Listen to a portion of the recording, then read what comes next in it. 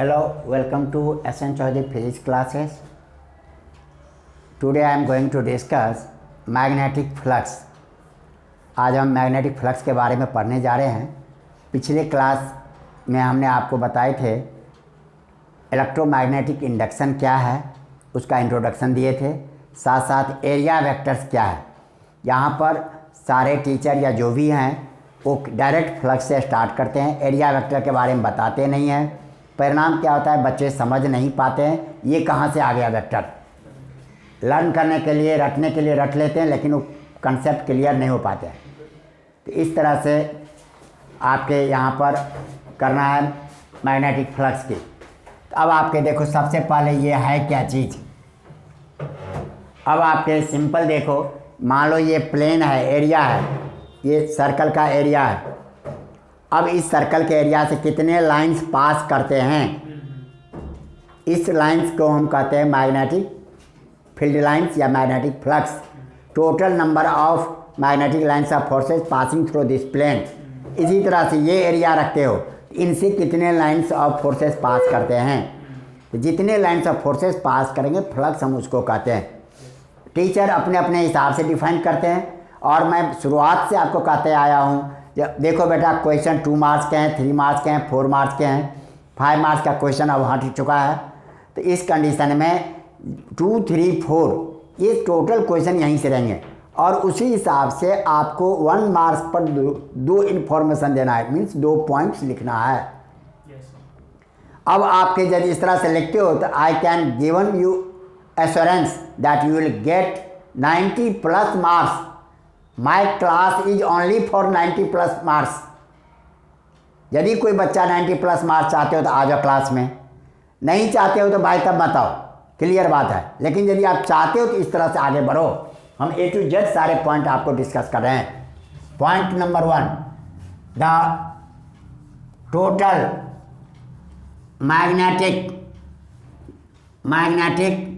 Lines of forces passing through a plane is called magnetic flux। अब बेटा आपके समझ में आ गया होगा। मान लो ये सिंपल एक हमने प्लेन बना दिए हैं। इस प्लेन से जितने लाइंस पास करते हैं, जितने भी लाइंस पास करते हैं, ये टोटल मान लो हमने 4 लाइन बनाए तो 4 ही कहलाएगा मैग्नेटिक फ्लक्स। आए बात समझ में। कोई भी किसी भी मैग्नेटिक फील्ड में एक प्लेन को रख दो और देखो उस प्लेन से कितने लाइंस पास करते हैं। ये ऐसा ही है जैसे आप इलेक्ट्रिक में पढ़े हो, वहाँ एग्जाम्पल दिए थे। मान लो हेड हमारा चार्ज है, सारे हेयर्स को मैं खड़ा कर देता हूँ, तो ये सारे हेयर्स अलग अलग खड़े हैं। तो उस कंडीशन में सारे हेयर्स जो निकलेंगे, ये हो गया इलेक्ट्रिक लाइंस ऑफ फोर्सेस, और इससे निकलते। अब इसको एक स्फीयर से घेर दो या रास्ते में कोई प्लेन रख दो, तो उनसे कितना लाइन पास किया, ये कहलाएगा उस प्लेन का electric line forces. Similarly magnet के रास्ते में भी आप, जैसे मैग्नेट है, एस पोल है, एन पोल है, एन पोल से लाइंस निकलते हैं, एस पोल पर आते हैं, उसके रास्ते में आप रख दो कोई प्लेन और देखो कितना लाइंस पास करते हैं। ये जितने लाइंस पास करेंगे दैट इज मैग्नेटिक फ्लक्स। और इसका यहाँ पर मैंने डायग्राम दे दिए। Second, it is generally denoted by, it is generally denoted by phi. इसको हम फाई से शो करते हैं फ्लक्स को। लेकिन अब हम मैग्नेटिक लाइंस ऑफ फोर्स का मैग्नेटिक फ्लक्स पढ़ते हैं, इलेक्ट्रिक फ्लक्स पढ़ते हैं, दोनों पढ़ते हैं। तो शुरू में तो हम फ्लक्स लिख देंगे, तो फाई लिख देंगे तो काम चल जाएगा। लेकिन अब मैग्नेटिक में तो FM लिख देते हैं। अब देखो व्हाट इज दिस, ये समझ में आ गया। अब इसका हमने बार बार कहा है, physics is basic of all sciences, all phenomena या बेस्ड ऑन मेजरमेंट। फिजिक्स हमें बताता है किसी को मेजर कैसे हम कर सकते हैं। यदि ये मेजर सही है, और किसी भी साइंस में इतना नॉलेज नहीं है मेजर करने का, तो मेजरमेंट का रास्ता यही देता है। तो आपको हमने बताया है थर्ड पॉइंट में मेजरमेंट इसको हम कैसे करेंगे। देखो, the magnetic flux is equal to the dot product of magnetic field intensity बोलो, स्ट्रेंथ बोलो, इंटेंसिटी या इसी को स्ट्रेंथ भी कहते हैं, strength and area vector. Book में सब जगह एरिया वेक्टर को गायब कर देते हैं, जिसके कारण बच्चे फॉलो नहीं करते हैं। तो हमने क्या लिखा, magnetic equal to the dot product of magnetic field strength. यहीं पर मैं एक बार यहीं लिख देता हूँ, फील्ड स्ट्रेंथ को हम बी ए से शो करते हैं, एंड एरिया वेक्टर को हम यहाँ पर हम बता चुके हैं कल, ए वेक्टर से शो करते हैं। Therefore magnetic flux this equal to B vector A vector dot product, ये हो गया हमारे पास। अब बी ए डॉट प्रोडक्ट में आ गए, and this equal to B A cos theta. अब यहाँ पर थीटा क्या है देख लो। यदि आपके ये प्लेन है, प्लेन का मान लो मैग्नेटिक फील्ड की डायरेक्शन ये है, और प्लेन हमें इस तरह से है।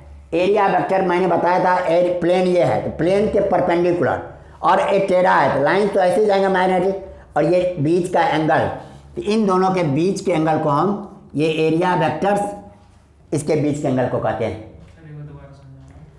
आपके मैग्नेटिक लाइन्स ऑफ फोर्सेस ऐसे जाते हैं, रास्ते में प्लेन ऐसे रखोगे तो 90 डिग्री पर है, प्लेन को हमने एंगल पर रखा, तो एरिया वेक्टर ऐसे हो गया। देख लो, डायग्राम बना देता हूँ, और दूसरा डायग्राम देख लो, यहाँ ये मैग्नेटिक फील्ड की लाइन है, और एरिया वेक्टर इस प्लेन टेढ़ा था तो ऐसे लिखा हुआ है। तो इन दोनों के बीच में जो एंगल बना, नॉर्मल टू द प्लेन, अब इसी को यहाँ हम नोट कर देते हैं, डोंट वरी।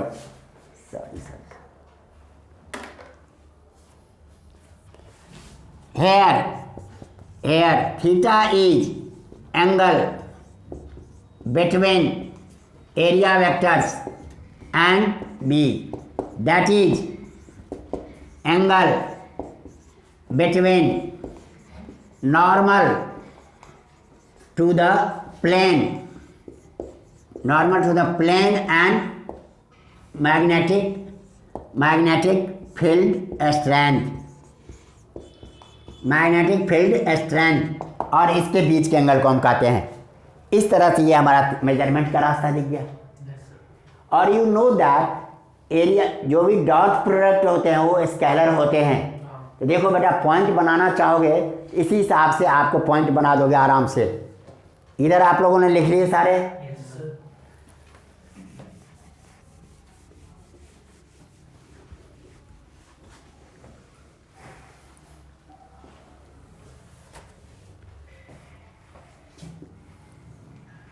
अब यहाँ पर देख लो fourth point, simply magnetic flux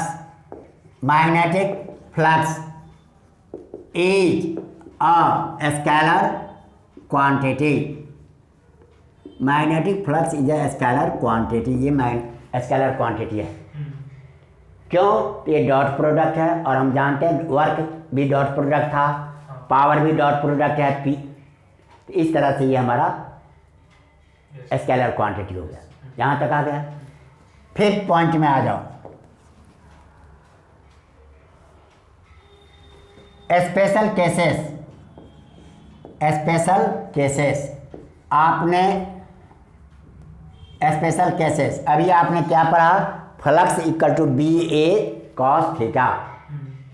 अब यहाँ पर देख लो पहला point, when theta is 0 degree, इसका मतलब क्या हो गया, एरिया वेक्टर दैट इज, समझो इसको, क्वेश्चन तो ऐसे दे रहा तो आराम से बच्चे लिख देंगे, लेकिन यहाँ पर छुपे हुए वर्ड क्या सब है, that is area vector vector is parallel to B. B तो समझ जाओगे मैग्नेटिक फील्ड है। Area vector parallel to B. अब जब देखो एरिया ये था, एरिया वेक्टर ये था, बी यहाँ था। अब इसका मतलब क्या, प्लेन इज परपेंडिकुलर। इसके कंडीशन में क्या हो जाएगा, दैट इज, फिर मैं लिख देता हूँ, that is plane held in magnetic field. Magnetic field is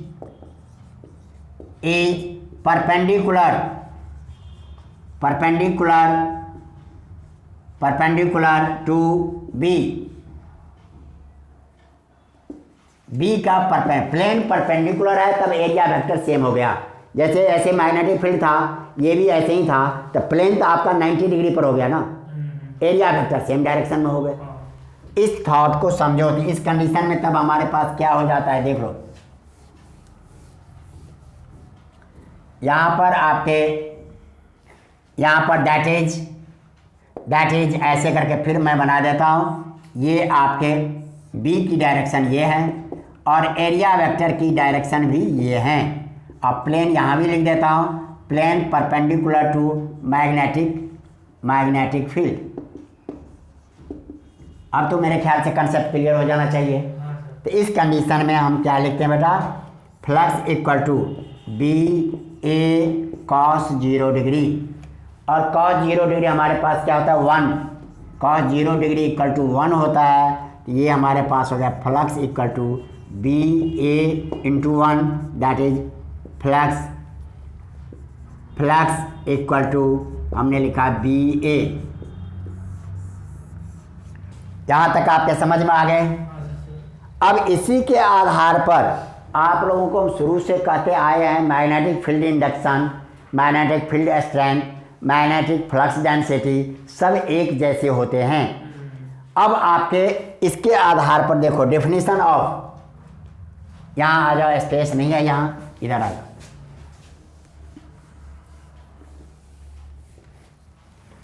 definition of B, यहाँ पर तो हम सिंपली बुक वाले लिख देते हैं, लेकिन आप क्लियर लिखो, डेफिनेशन ऑफ मैग्नेटिक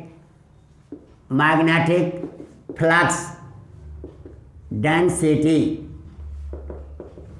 डेंसिटी, इसको यहाँ पर कहते हैं इसके आधार पर। तब आपके क्या हो गया, B equal to flux upon area बन गया ये। अब यहाँ पर बुक वाले सब इसी लाइन को लिख दिया है भाई, ये तो एक स्पेशल केस है, ये 9-10 क्लास के लिए बच्चे के लिए हम एक स्पेशल केस दे देंगे। आपको यहाँ पर लिखना है, देखो magnetic flux is the total flux per unit area of a plane. अब आपका फ्लक्स नाम क्यों दिया समझ में आ गया। Magnetic flux is the total flux per unit area of plane held perpendicular to the direction of magnetic field. Magnetic field के परपेंडिकुलर हमने रखा, तब जाके ये बनते हैं। तो बुक वाले सब इस तरह से डिफाइन करके छोड़ देते हैं, ये तो अधूरा हुआ मेरे नज़र में, बाकी का हम नहीं जानते हैं। और this flux is maximum flux. अब आपके ये मैक्सिमम हो गया, क्योंकि आप ये प्लेन ऐसे रखे हो तो लाइन इधर से आ रहा है, तो टोटल लाइन इससे पास करेगा, जितना टोटल लाइन पास करेगा दैट इज मैक्सिमम फ्लक्स हो गया। आया बात समझ में। अब आप इसी का नेक्स्ट केस देखो, B when theta equal to 180 degree, तो cos theta equal to cos 180 degree, this equal to -1। तो इसके हिसाब से phi M B dot A dot equal to B A cos 180 degree, B A into -1 that is minus B A. अब यहाँ पर ये क्या आ गया, नेगेटिव। वो पॉजिटिव था तो लाइन्स वहाँ से निकल रहे थे, निगेटिव आ गया मीन्स लाइन्स इसके तरफ आ रहे हैं, माने एरिया वेक्टर इधर है और ये इधर है। कहने मतलब इसके डायग्राम मैं समझा देता हूँ। मान लो बी की डायरेक्शन ये है और एरिया वेक्टर्स की डायरेक्शन ये है। इस कंडीशन में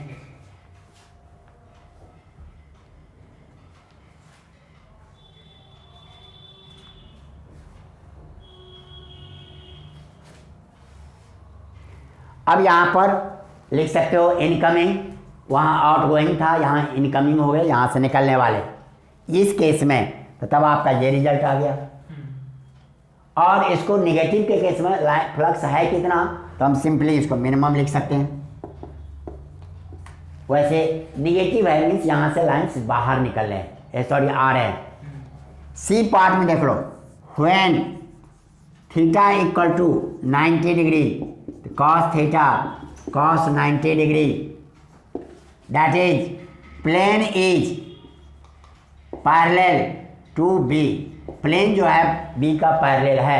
अब देखो ये प्लेन था तो 90 डिग्री पड़ता है तो थीटा, अब ये प्लेन जो है इस ऐसा हो गया तो ये हो गया एरिया वेक्टर का और ये हो गया मैग्नेटिक फील्ड का डायरेक्शन, तो दोनों 90 डिग्री पर आ गए। तो इस केस में flux phi M this equal to आपका B dot A dot B A cos 90 degree, that is B A into zero, that is zero. यहाँ पर कोई भी मैग्नेटिक फ्लक्स नहीं होगा। कर मतलब इनसे कोई भी लाइन, ऐसा तो नहीं है कि लाइन घूम के आ जाएगा, लाइन तो ऐसे जा रहे हैं, ये इधर है तो उसके पैरेलल निकल जाएगा। तो ऐसे कंडीशन में क्या होगा, जैसे ये प्लेन ऐसे हैं आपको आपके, और यहाँ पर बी इधर से जा रहा है और एरिया वेक्टर की डायरेक्शन ये है, तो सारे के सारे लाइंस ऐसे निकल जाएंगे, इसमें से कुछ नहीं जाएगा, पास करेगा। आ गया बेटा समझ में। अब यहाँ तक समझने के बाद 6 पॉइंट इधर नोट कर लिया आप लोगों ने।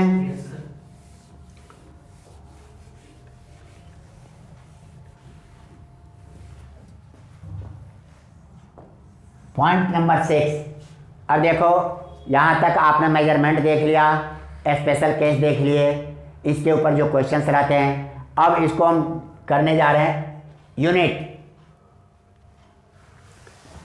अब आपके यूनिट यहाँ लिखते हैं, यूनिट से लिख दिया हमने, इसका भी ए पार्ट बना देते हैं। देखो बेटा पार्ट वाइज मैं इसलिए कहता हूँ, ये पार्ट वाइज जो है, जैसे आपको आज के डेट में 20 क्वेश्चन मल्टीपल चॉइस आ गया, अब ये पार्ट जो है ये सारे मल्टीपल चॉइस को पूरा करेगा, एक भी क्वेश्चन इससे बाहर नहीं जाएंगे।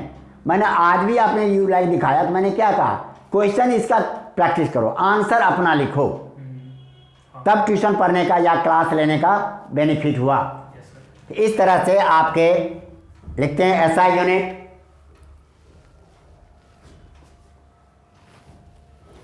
SI unit, SI unit of magnetic flux is weber, और शॉर्ट में लिखोगे तो डब्लू स्मॉल बी। अब ये 1 वेबर जो लिखते हैं, 1 वेबर देख लो, आपने अभी क्या पढ़ा, flux this equal to B A when theta equal to 0, that is plane perpendicular to B. ये केस आपने पढ़ा। अब इस कंडीशन में ये हो गया हमारा 1 वेबर। मैग्नेट, मुझे यूनिट नहीं पता है, आप ऐसे भी लिख सकते हो, तो 1 टेस्ला, 1 एरिया का क्या लिखते हैं, मीटर स्क्वायर, हमने बता चुके हैं। देयरफॉर वेबर लिखो तो 1 वेबर का मतलब हो गया 1 टेस्ला 1 मीटर स्क्वायर। अब आपके यूनिट में ऐसा यूनिट चाहे 1 वेबर लिखो, that is 1 weber, that is 1 Tesla पर मीटर स्क्वायर लिखो, या 1 टेस्ला T m⁻² लिखो। तो आपके कभी कभी न्यूमेरिकल में फंस जाते हैं। आप फ्लक्स पढ़ के जा रहे हो, बच्चे ने सीख लिया, सर ने तो बताया था वेबर हैं, और वहाँ मैग्नेटिक फ्लक्स में वेबर है ही नहीं न्यूमेरिकल्स में, तो वहाँ आप क्या देखोगे, टेस्ला पर metre square.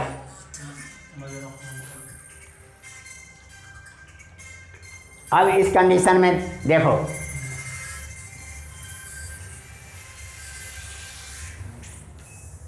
One weber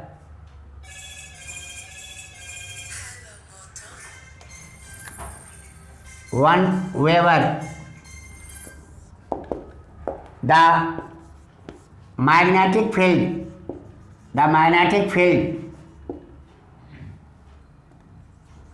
per unit, one magnetic field per unit या पर मीटर स्क्वायर, यहाँ पर ये लिखें मैग्नेटिक फील्ड पर metre square.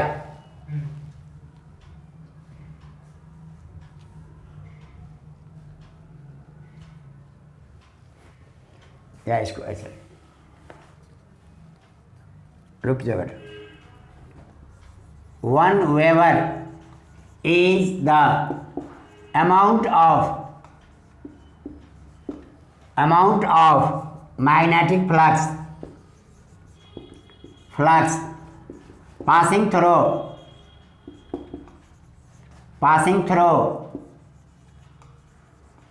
1 meter square area of a plane held in a magnetic field of strength 1 Tesla. Simply देखो, इस समय आपने यहाँ देखा 1 टेस्ला 1 मीटर स्क्वायर है, तो 1 weber is the amount of magnetic flux passing through 1 metre square area of a plane held, उसको रखा है किसमें, मैग्नेटिक फील्ड में, जिसका स्ट्रेंथ क्या है 1 टेस्ला। इस आधार पर इसको डायरेक्ट डिफाइन कर दिया हमने। बी में देख लो, बी में इसी का हम लिखते हैं CGS यूनिट।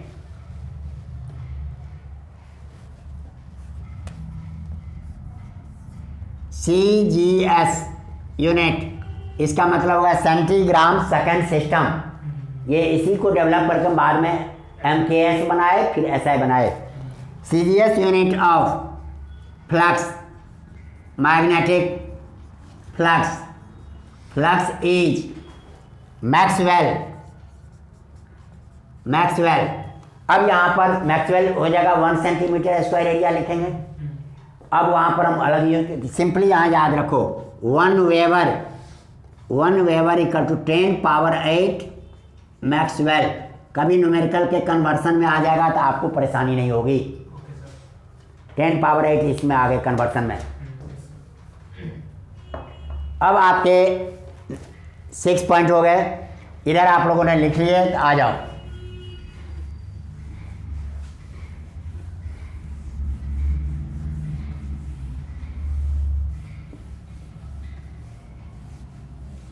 अब देखो आपके 7th पॉइंट,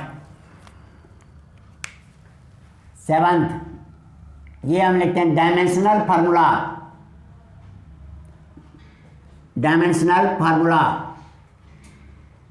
अब डायमेंशनल फार्मूला में हमने क्या किया, फ्लक्स लिख दिया यहाँ पर m, ये हो गया डायमेंशनल फार्मूला का सिंबल।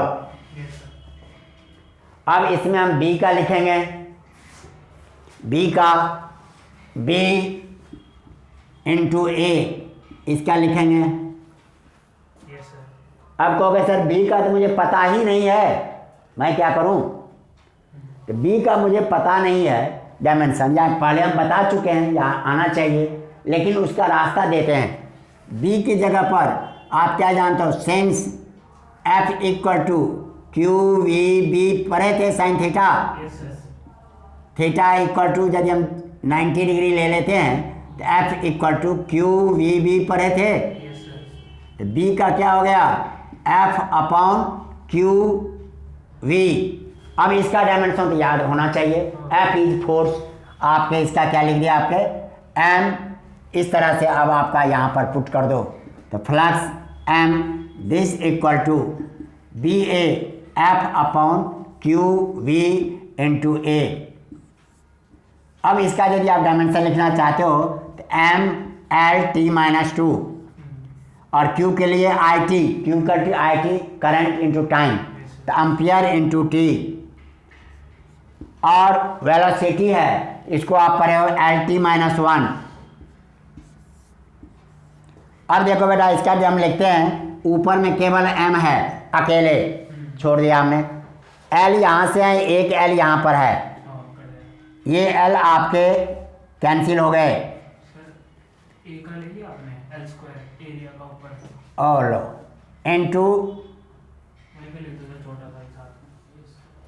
एल स्क्वायर, काटने की झंझट ही खत्म करो, एल एल कट गए आपके, सिंपली हम जानते हैं तो एम एल का पावर 1 माइनस 1 प्लस 2 एरिया का हो गया, और इंटू टी देखो टी ऊपर में है -2, नीचे में है +1 फिर -1। इस तरह से आपका क्या बन गया बेटा, ये M L square T minus 2 flux equal to आपके निकल गया इसका यूनिट। ये किसका हो गया, M L square T minus 2 किसका है, एनर्जी का है, इसलिए इसका हम यूनिट में हम यहाँ क्या लिख सकते हैं, जूल।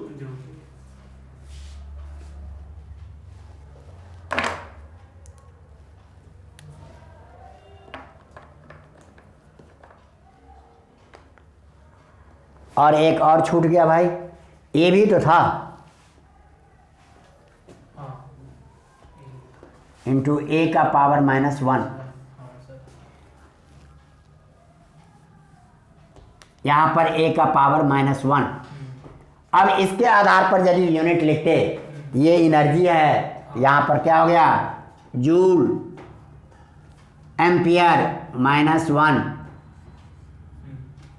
ये लिख सकते हैं यूनिट में, दैट इज इसी को हम कन्वर्ट करके लिख सकते हैं जूल पर एम्पियर। यहाँ तक यूनिट बन गया आपके। तो इस तरह से बेटा ये 7th पॉइंट भी आपका ओके हो गया। देखो बेटा जिस तरह से कर दिए हैं, मैं उम्मीद करता हूँ कि आप लोग इसी तरह से लर्न कर लेना, और देखो आगे कोई प्रॉब्लम्स ही नहीं आएंगे। कल मैंने इंट्रोडक्शन दिए थे, नेक्स्ट क्लास में आपको फ्राइडेज लॉ वगैरह होंगे, सब हम करा के आगे कर देंगे। और वीडियो पसंद आए हैं, सही ढंग से प्रेजेंटेशन है, तो आप लोग इसको सब्सक्राइब करना, शेयर करना, लाइक भी करना। Thank you.